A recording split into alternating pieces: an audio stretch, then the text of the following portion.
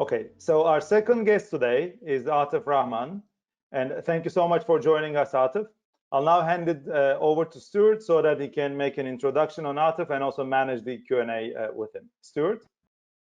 Thank you, Ari. Welcome, Atif. Welcome to the webinar this week. For those who aren't aware, Atif is the director and partner at Danube Properties. Atif founded the development arm of Danube Group in 2014 and has grown the division with great success over the last 6 years, winning multiple awards both for the business, on a project level and also on a personal level.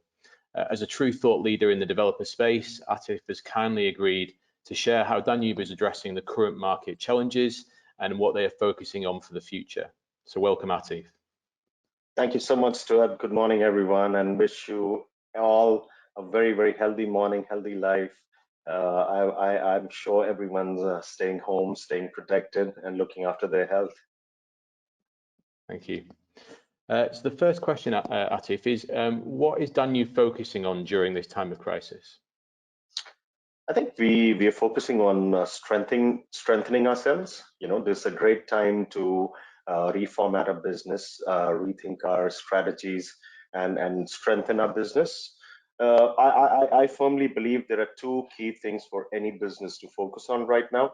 Number one being how to limit the damage, because we've encountered the crisis now. There's no denying, you know, and it's world over. So I mean, everyone's sailing in the same boat. So let's look at what we can do best.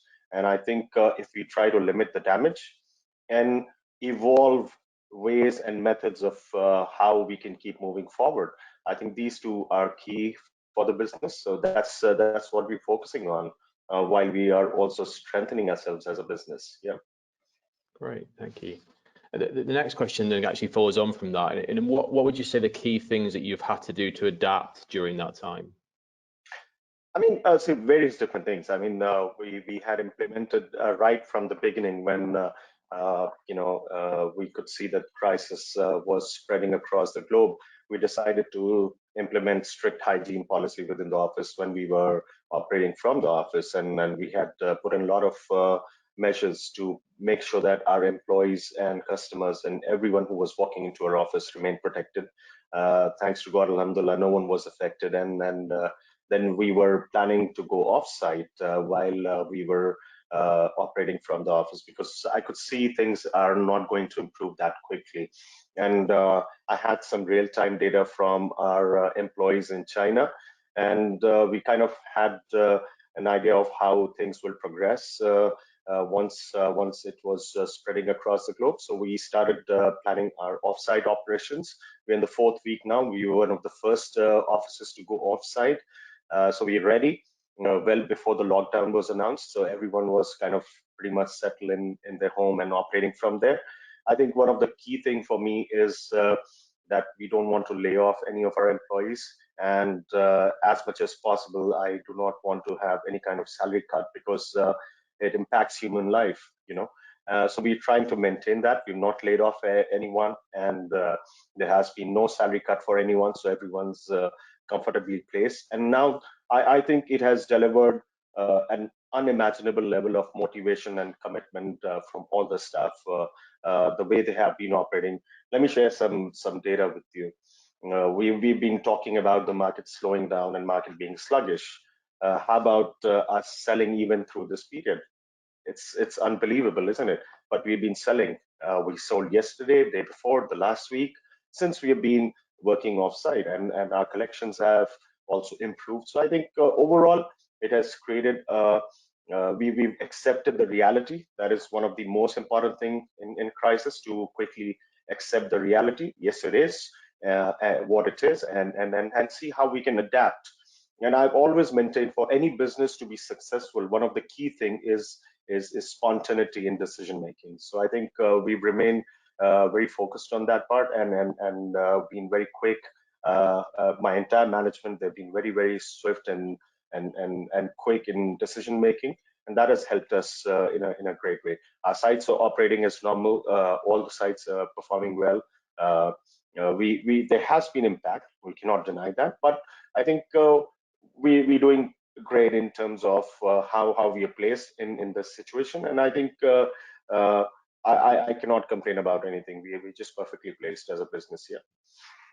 Great, great. You mentioned in there, Atif, that actually you're still seeing transactions taking place now. With regards to consumers who've already purchased off-plan properties, what actions have you taken to help those customers with payments in the current months? I think by focusing on completion of these projects, I think let's look at it this way. Do I want to give them another bad news that the company is suffering or the project is suffering? We all hope that this crisis will get over at some point of time, and we want great news. We want good news right now, you know. And I think we are not a bank. I've maintained this. We already provide an excellent payment plan for all the customers, and there's no way we can leverage on that, because if I leverage on that, I'm jeopardizing the completion of the project, which is detrimental for the business, for the customers, for all of us. So I think one of the key things we need to do as a business is look after the customers and the project they have invested in, ensure that we are able to deliver with the best quality possible and at the quickest time possible. So I think that is what our focus has been, and I think that is the best gift I can give to my customers, by ensuring that the projects are completed.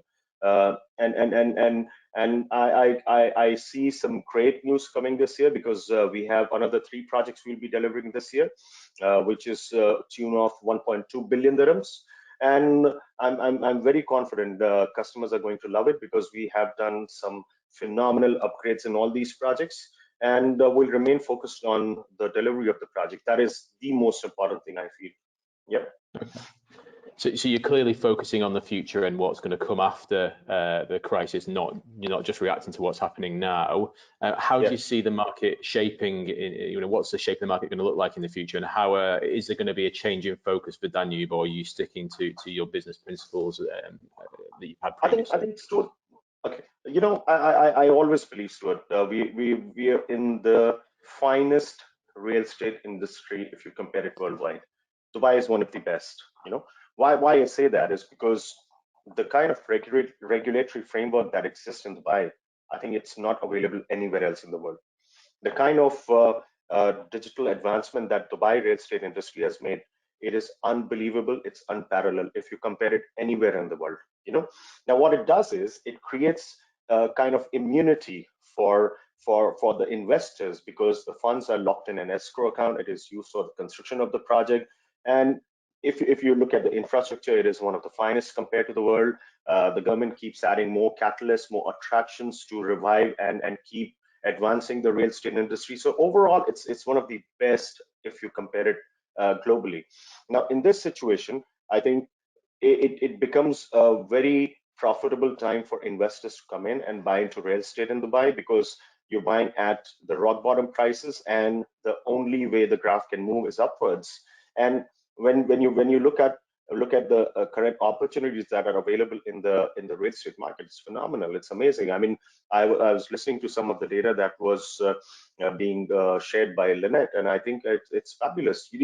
Can you imagine, we're in a lockdown and we're having 20% decrease in inquiries, 30% decrease in inquiries. So that means 70% still there, and that is amazing. That is phenomenal. You know, so I think you know, if you look at the Dubai real estate industry, I think it is one of the finest, and with every passing day, every passing month, I am very, very confident that it will continue to cement its place as the #1 real estate market across the globe.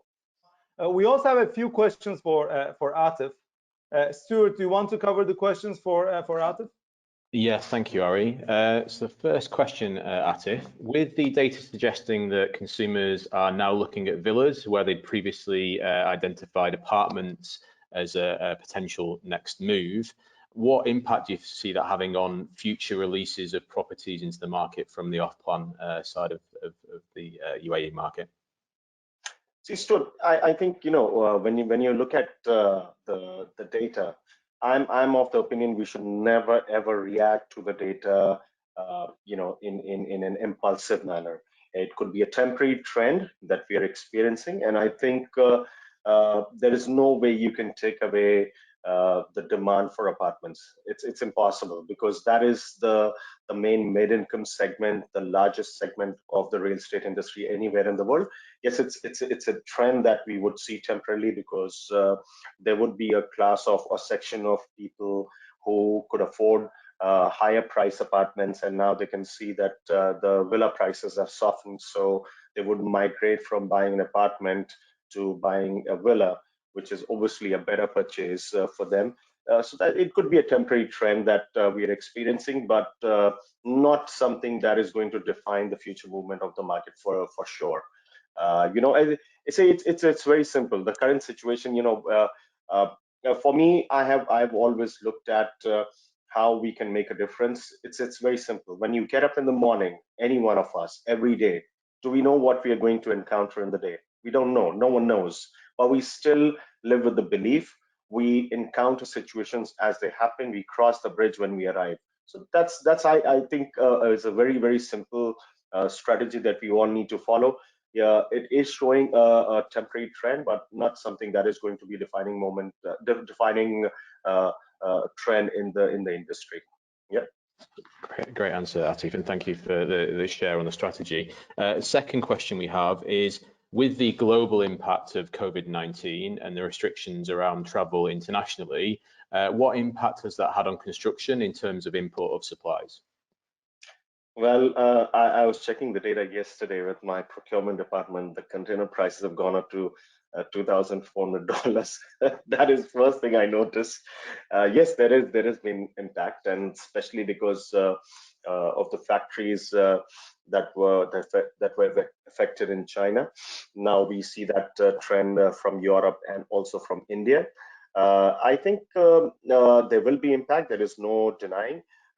We as a company, we always try to be ready in advance. We keep a buffer period for every project supply because we source the material ourselves. I mean, for everything from tiles, bath, sanitary, door, wardrobe, kitchen, everything you can think of that goes into an apartment. And we try to keep a buffer period. That has helped us greatly in this current situation.